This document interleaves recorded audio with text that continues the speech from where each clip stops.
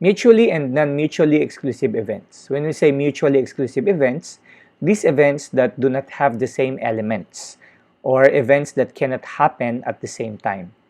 This can be found by using this formula or equation. Probability of A or B is equal to the probability of A plus the probability of B. Let us consider this given. A card is drawn at random from a standard deck of cards. What is the probability of drawing a king or a queen? If you haven't seen a deck of cards, so this is how it looks like. So a deck of cards has 4 different suits.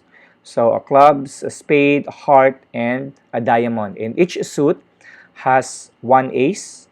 There are 9 number cards, 1, 2, 3, 4, 5, 6, 7, 8, 9. And there are 3 face cards. So there are 13 for each suits, and there are 4 suits in all.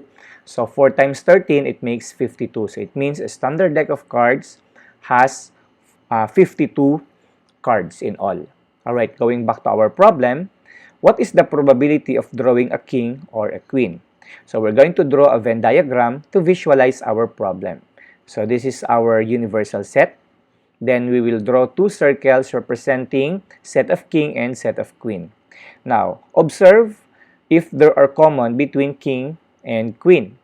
So, observing our cards, a king cannot be queen at the same time. Similarly, a queen cannot be king at the same time. So, this situation is under mutually exclusive events because there are no elements that are common. So, it means we will write nothing here. So, there are 4 suits of kings, the clubs, spades, hearts, and diamonds. So, we'll write 4 here for the king. And there are also 4 queens. Then, the remaining cards or the complements are 44. And we are going to write them outside these 2 circles. And we just completed our Venn diagram. We are now ready to answer our problem. So, we're going to use this formula. So, our events are the probability of king or queen. So, we will just simply add the probability of king plus the probability of queen. So, the probability of king is 4 over 52 because in a set of king, there are only 4 out of 52 cards in all. Similarly, a queen has also 4 out of 52 cards in all. So, we will just simply add them. So, that is 8 over 52. Simplify, and that is 2 over 13. And this is the probability of event king or queen. On the other hand, when we say non-mutually exclusive events, these are events that have outcomes in common. So there are common to these 2 events. These events can happen at the same time. And it can be found by using this formula. So the probability of event A or B is equal to probability of A plus probability of B minus the probability of A intersection B because there is common. Alright, so here's our given example. A die is rolled. What is the probability of getting a prime number or an even number? Okay, so this is our question.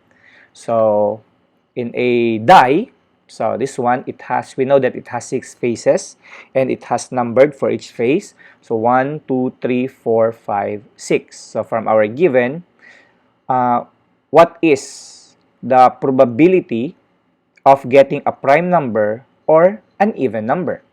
Okay, so by the way, what is a prime number? So let us draw a Venn diagram to visualize our given problem. So we have 2 circles here representing a prime number and an even number. So I use M to represent prime and I use N to represent an even. So if this is our prime number,